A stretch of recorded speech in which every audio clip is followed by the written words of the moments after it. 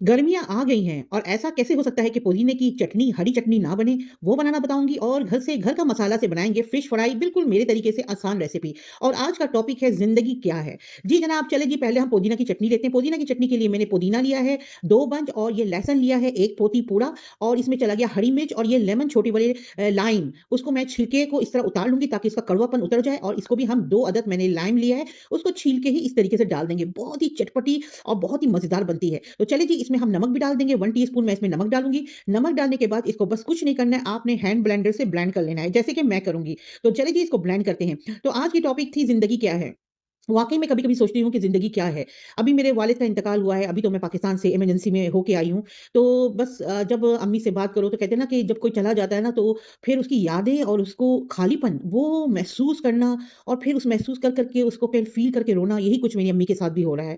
हम लोग बहनें बाहर दूर मुल्कों में हैं, हम लोग अम्मी से बात भी करते हैं, अम्मी को दिलासा भी देते हैं। मगर जहाँ उनकी शादी को इतना अरसा, इतना बरस हो गया है और अब अब्बू नहीं रहे हैं, तो ज़ाहिर-सी बात है एक साथी चला गया, एक हमसफ़र चला गया, तो उसकी कमी को हम किस तरीके से पूरा करें। चाहे आप घंटों बात कर लो फ़ोन में या कुछ भी कर लो, मगर पापा की यादें जो अम्मी के साथ जुड़ी हुई हैं, उसको उस पे सब्र कैसे आएगा?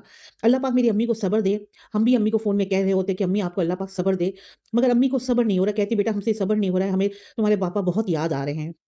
ये सुन के तो हमारा दिल भी इतना बैठ जाता है, मगर हम लोग कहते हैं ना कि सुन के भी हम लोग ये ज़ाहिर नहीं करते हैं कि रोना आ रहा है ताकि अम्मी और ज़्यादा वो ना हो जाए, अफ़सोसदा ना हो जाए। तो यही वाली बात है ना कि ज़िंदगी का बंदा जब ज़िंदा होता है ना तो कोई हम लोग बहुत टेक इट ईज़ी ले रहे होते हैं। हमें ये पता है कि भाई ये तो बस बंदा ज़िंदा है और कुछ ऐसा नहीं, मगर उनके चले जाने के बाद, उनको खो देने के बाद एक-एक पल, एक-एक लम्हा उनकी यादें आती हैं कि यहाँ वो बैठते थे, यहाँ वो बैठ के खाना खाते थे। अच्छा उनकी वो पुरानी बातें याद आ रही हैं जो शायद हम लोगों ने कभी पहले भी कभी याद किया हो। तो ये है ज़िंदगी की बहुत तल्ख़ हकीकत। जो आपके सामने है ना उसको समेट लें, उसको अपने पास कर लें। आगे का लम्हे भर का पता नहीं है कि ज़िंदगी में कौन किस वक़्त कैसे सिचुएशन से गुज़र रहा है और कैसे वो चला जाए। ये थी आज की बड़ी क्या कहते हैं ना मेरे दिल से टच हुई हुई बातें, क्योंकि हम तो अम्मी से रोज़ फ़ोन में बातें करते हैं, अम्मी को दिलासा भी देते हैं। मगर क्या करें, हम लोग भी अपने-अपने घरों पे दूर-दूर मुल्कों में हैं। तो किस तरीके से अम्मी को और समझाएँ? अकेली हो गई हैं, ज़ाहिर-सी बात है। अब उनका गम भी अकेला ही उनका सब कुछ है। तो जी जनाब ये फ़िश जो है ना मैं इसमें मसाला लगा रही हूँ, मसाला बहुत सिंपल है। लाल मिर्च का पाउडर, धनिया पाउडर, नमक और कुटा हुआ ज़ीरा और कुटा हुआ भुना हुआ ज़ीरा सॉरी और काली मिर्च का पाउडर बस ये डाल के आपके मछलियों को ये मैंने यहाँ की यूके की मछली है जो बहुत ही मतलब कि मज़े की भी है और इसमें काँटे-वाटे नहीं है, बिल्कुल फ़िले है। बच्चे शौक से खा लेते हैं। तो ये वाली मछली को हमने अच्छी तरीके से मसाला जैसे मैं लगा रही हूँ, लगा के ना लेमन का जूस भी डाला था इसमें मैंने 3 टेबल स्पून। अब इसको मैं शैलो फ्राई कर लूँगी, जैसे कि आप देख रहे हैं पैन में मैंने तेल को थोड़ा गरम किया और शैलो फ्राई करेंगे। सारे घर के मसाले हैं, कोई किस्म का आपको बाहर भागना-दौड़ना नहीं पड़ेगा। हाँ, इसमें मैंने लहसुन का पेस्ट भी डाला था, क्रश लहसुन कर लें तो बहुत वेल एंड गुड है। क्रश लहसुन करके मैंने इसमें डाला है। और इस तरीके से दोनों साइडों से इसको पकाएँगे और बस आप गर्मियों में ना दिल चाहता है ऐसी कोई हल्की-फुल्की चीज़ हो, मसाले वाला, सालन वाला जो है ना सामान दिल नहीं चाहता खाने को ना कोई कि बहुत ही ग्रेवी वाली चीज़ हो।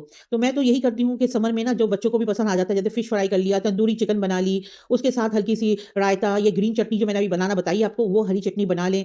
इतना मज़े का लगता है और यकीन जानिए गर्मियों में अगर आपको अपने स्टमक को सही रखना है, अपने पेट को सही रखना है तो पुदीने की चटनी ये वाली रेसिपी ज़रूर यूज़ करें। क्योंकि गर्मियों में ज़्यादातर लोगों को हाइज़ा ज़्यादातर लोगों को वोमिटिंग, मतली आना, कै आना ये होता है। इन सब को बचने के लिए आपने ये सब चीज़ें तैयार करके रखनी है।